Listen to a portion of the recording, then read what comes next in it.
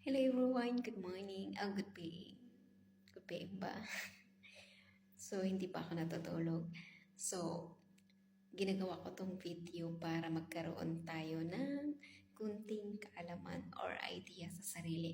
So, mahilig po talaga ako mag-share ng mga bagay-bagay na, alam mo yun, yung mga pwedeng makakatulong. Kasi kung ikaw yung open-minded, yung, alam mo yung mahilig mag-isip ng mga bagay, ano yung mga pinagsasabi nito. So, maiintindihan mo. Mahilig ako in short, mag-share ng mga bagay na pwede natin mapupulutan ng magandang aral. Aral ba? Yun. So, lahat naman po tayo, mayroon po tayong mga kanya-kanyang takot sa sarili. Tama po. Yes, mayroon tayo. Lahat tayo may takot sa sarili. Pero, yung takot, salitang takot na to, dito po ako nabubuhay mula nung maliit pa lang ako hanggang sa lumaki. Pero, nang dahil sa mga sitwasyon na hindi maganda dahil sa takot na yan, so napipilitan ko yung takot, nilalabanan ko. So nilalabanan ko para alam mo yun, para mawala ako sa sitwasyon na hindi maganda. So, alam mo yun, kagaya sa nangyari sa akin, example na lang. Nung nandun ako sa probinsya namin, sa lugar namin. So, alam naman po natin sa probinsya, una, pag nagtatrabaho ka, maliit lang yung sahod. Oh. So, nung nandun ako, ang tagal-tagal kong nagtatrabaho, pero naisip ko talaga, bakit ganun? Tagal-tagal ko dito, hindi man lang ako sumasahod ng medyo malaki. Hindi ko napipili yung gusto ko. So, kulang pa sa mga make-up pa lang, sa mga pag-aayos, pananamit. Yung luho sa katawan, kulang na kulang.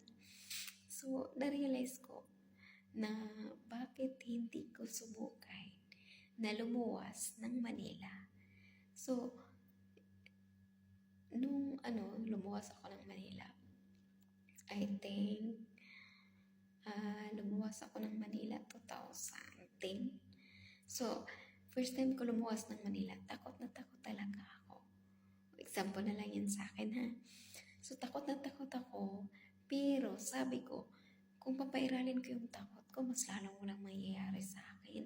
Mas lalong, siyempre, hindi natin alam naman natin na pag ang mga mindset natin, karamihan, hindi naman lahat, pero karamihan, pag nasa mga probinsya lang, alam mo yun, mag-asawa na lang ako para kumikita ako, mag-asawa na lang ako para mabuhay ako. Ganun yung mga mindset. Hindi lahat, pero karamihan po. Karamihan po. So, ako, sabi ko sa sarili ko, gusto ko kumita ng malaking pera na galing sa pinaghihirapan ko. So, nung time na yun, sabi ko, try ko mag-Manila. Pagdating ko sa Manila, maliit lang yung sahod. So, sabi ko, hindi ako nakontento. So, takot din ako sumakay ng eroplano. Siyempre, nung first time ko sa Manila, takot na takot talaga ako. Kasi, first time, siyempre, hindi ko kabisado yung Manila. Nasa probinsya pa lang ako bago ako nag-Manila. Ang dami nang nagsasabi na sa Manila, kakaiba yung mga tao. Alam mo yun, mag-ingat ka kasi ganito. Pero pare-pareha, para sa akin, pare-parehas lang. Kahit sa probinsya namin, mayroon ding mga bad people. Mayroon ding mga masamang tao. So, kaya kailangan nga natin laging mag-pray kahit saan tayo mapunta. Laging maniniwala sa taas kay Allah. Kasi hindi natin alam yung sitwasyon. At least pag nananalig tayo sa taas, gagabayan tayo anuman yung ginagawa natin na diskarte sa buhay. So, ayun, malakas yung loob ko. Sabi ko, takot ako. Kailangan kong tanggalin yung takot. Kasi kung hindi ko tatanggalin to, paano ako makapag-abroad? Paano ako makakuha ng mga requirements? Paano ko magawa yung mga bagay-bagay na, alam mo yung dapat kayo? Kasi bago ka ka makapag-abroad, ang ang dami mong gagawin na mga requirements, ang dami mong pupuntahan ng mga lugar-lugar. So, syempre, pag papairalin mo talaga yung takot, hindi mo magagawa yung bagay na gusto mo. Kasi sa pagkuha pa lang ng requirements, ang dami mong puntahan ng mga lugar na, alam mo yun, hindi mo kabisado ng lugar na yun. Pero, naglakas loob ako. Lalo na nung bago kasi ako nag-abroad, namatay yung asawa ko. Siyempre, alam ko sa sarili ko na pag hindi ko to gagawin, sure full talaga na 2 buwan ako palabay-laboy sa Manila. So, alam ko na yung mangyayari sa akin. Pwedeng mamulubi ako, mamumulot ako ng basura, or hindi ko na alam. Ganun yung sitwasyon ko. Kaya sabi ko sa sarili ko, yung takot pala ngayon, bakit ako nag-live ng ganito o nag-video? Para ma-realize natin lahat na yung takot, yan yung minsan pumipikil sa mga bagay na gusto nating gawin. So, ang ginawa ko that time is, sabi ko, tatanggalin ko yung takot ko. Kaya nung tinanggal ko yung takot ko, kung saan ako pumunta, kumuha ako ng mga requirements, kung ano-ano mga diskarte na ginagawa ko para kumikita ako sa Manila.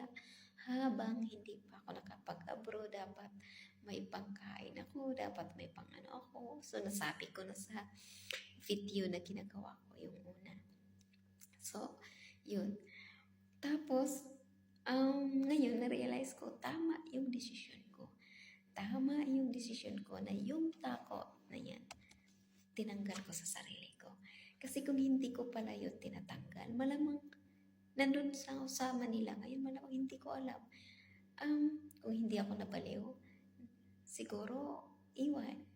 Wala, hindi ko masabi. Kasi nung time na yun, bago ako na nag-abroad is, mayroon akong naging kaibigan na, na masura.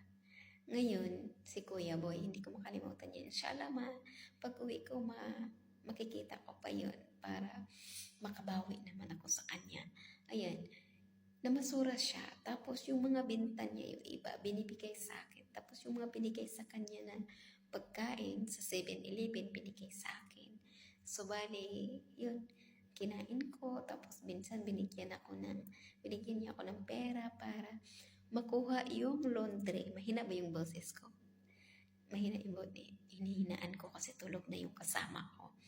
Diskarte itong ginawa ko. Ayan. So, ayun. Ngayon ko na-realize na mas okay pala talaga na tanggalin natin yung takot sa sarili natin para makagawa tayo ng bagay na alam mo yung bagay na pwede makapagbago sa buhay natin, yung bagay na makapagbigay ng magandang sitwasyon. Kung dati nasa mababang sitwasyon ako kasi nga, di ba sabi ko, kung hindi ko tinanggal yung takot na sabi ko, itutuloy ko yung pag-abroad, malamang baliw na ako, kaya hindi ko alam. Di ba? Hindi na ganito din yung itsura ko. Buti na lang, alhamdulillah.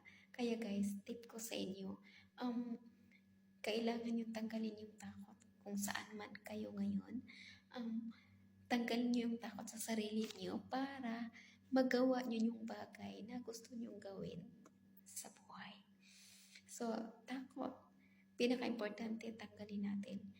Kasi pag nagawa mo naman yung bagay na yun, is talagang magpapasalamat ka talaga sa Allah, sa pamilya natin.